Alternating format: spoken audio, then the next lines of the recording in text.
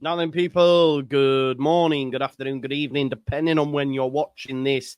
Of course, Leeds United are back. I'm back in the room. It seems a bit mad, actually. It seems like it's been a minute. I know I did a live stream yesterday, but pre-record back in the natural habitat. Listen, we will be doing a watch-along of Sheffield United versus Norwich as well. You might be seeing this after the fact, at which point you'll know whether or not they've won. No spoilers, please. But before that, of course, we are here to talk about the next Yorkshire derby for Leeds United. We host Sheffield Wednesday at Ellen Road, lunchtime on Sunday, the 19th of January. Look, heading into the weekend, we know for a fact that if we win this game, we can create a 3-point gap over third. Okay, regardless of what Sheffield United do against Norwich, we can create a 3-point gap over third place Burnley. They may be second. I'm assuming Sheffield United have won. But yeah, look, they drew 0-0 with Sunderland. Big up to James Trafford, who made 2 amazing penalty saves for the diving cheat that is Isidore. But yeah, Leeds United win, 3-point gap. Happy days. Now, Wednesday are currently 10th.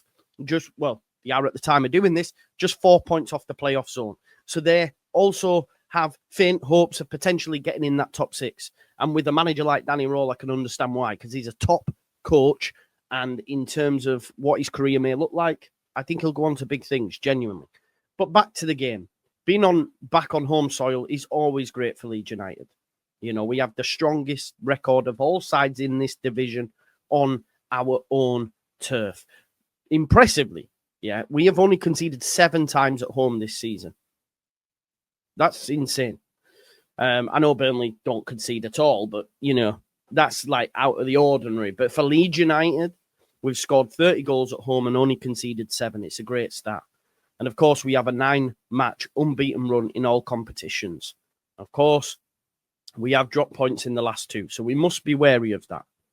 I'm not too concerned. I know some fans might be, but I'm not too concerned about them points dropped. Obviously, we had the keeper situation. But not only that, we'd gone hell to the leather during December. It was a packed time. We had a few injuries, etc. People probably carrying knocks. And, we didn't lose. And we went full tilt over Christmas. Farke got manager of the month. Leeds were the team in December, which isn't always the case. So it was a nice surprise for that.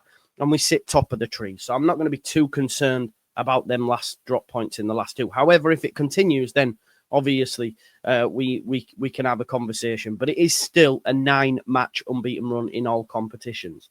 Another massive plus for Leeds United as well. I mean, this will come to no shock to Leeds United fans because, of course, we are the kings of Yorkshire.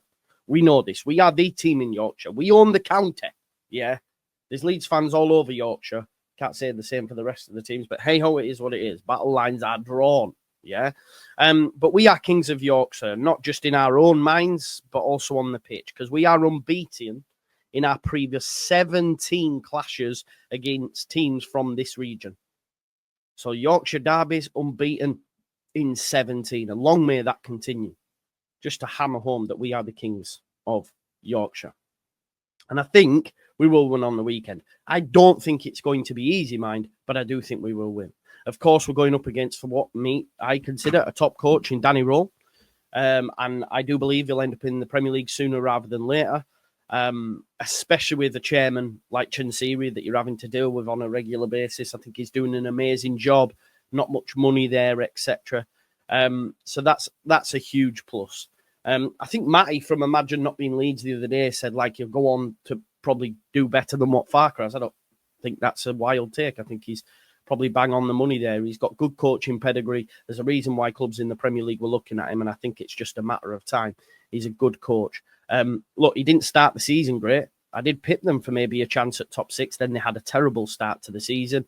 They were beaten more recently by local rival Sheffield United back in November. And at that stage, they were just 3 points off the drop zone. And you're thinking, wow, okay, this season isn't going as everyone first envisaged. However, in the 11 games since that defeat at Bramall Lane, they've won 5 and drawn 4. So that's, 9 games unbeaten there. Not in any sort of run, but out of them 11, it's decent going. And like I said, there is probably faint hopes from certain sections of the fan base that potentially, if they push on the second half of the campaign, they can, crash into that top 6 later on. And what a way to, even further build that confidence if indeed they were to beat Leeds United. Now, previously, Sheffield United were absolutely shocking away and great at home. Obviously, we went down to Hillsborough, did, really well there. But in more recent times, their away form has improved. They are better on the travels. They've won 5 of the last 8 away league matches, which is the same number they'd managed in the previous 14 games on the road prior to that. So it just shows you how well that form has turned around. What that's down to, I'm not too sure. I wish I could give you the answers. But although Sheffield Wednesday have, I'm a little bit concerned. I said Sheffield United just a second ago. Oh, they'll be fuming. They'll be raging. I'm sorry. If I did, I'm sorry. I'm going to call you Wednesday from now on. I swear I did. Look, although Wednesday have improved, they are coming to Fortress Ellen Road. Okay? Which is, it's the best home ground in the country. I don't know if it is still statistically now, but it was a couple of weeks back. But Fortress Ellen Road, and it's worth noting that they also have the 6th worst defensive record in the division. So good as they've been on the road, as good as they have improved, they're coming to the best home ground in the league, 100%, and also have conceded 40 times in 26 games. Doesn't make for great reading in that respect. And of course, as we know, Leeds United have scored more goals than anyone else in the league. I think the numbers, off the top of my head, I think it's around about 40, 50 goals in 26 matches. It ain't bad going. It ain't bad going. I think we've got 5 more than second place Middlesbrough, and we know how free scoring they are.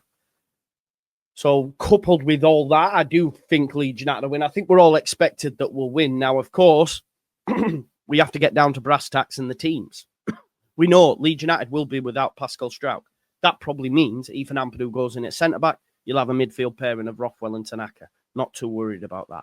Pirro back to full fitness, according to Farke. The gunman is back in the 9. The 3 behind him picks itself. James, Aronson, and, of course, Solomon. We've got the midfield too. Firpo's back. Bogle on the right. It is a very strong side.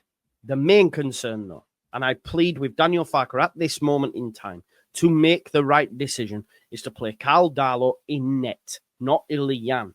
Now, his press conference, not this week, the week before, was all focused on the goalkeeper, and he was quite scathing on his form, but also said we'd be crazy to change him at this moment in time.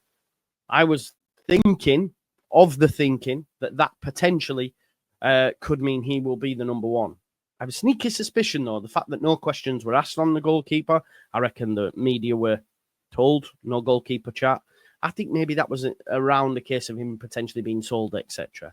I think there's a big chance that Darlow starts in net. I know if he doesn't, the fans straight away, oh my God. And anytime the ball goes near him, they'll shit a brick. If he makes a save, there'll be ironic saves, etc. Ironic cheers, sorry, should I say. So make the right decision, Daniel. Not only for us, the fans and Leeds United, but also for Meslier. I don't think he needs that. Pull him out of the firing line, as Big Sam did.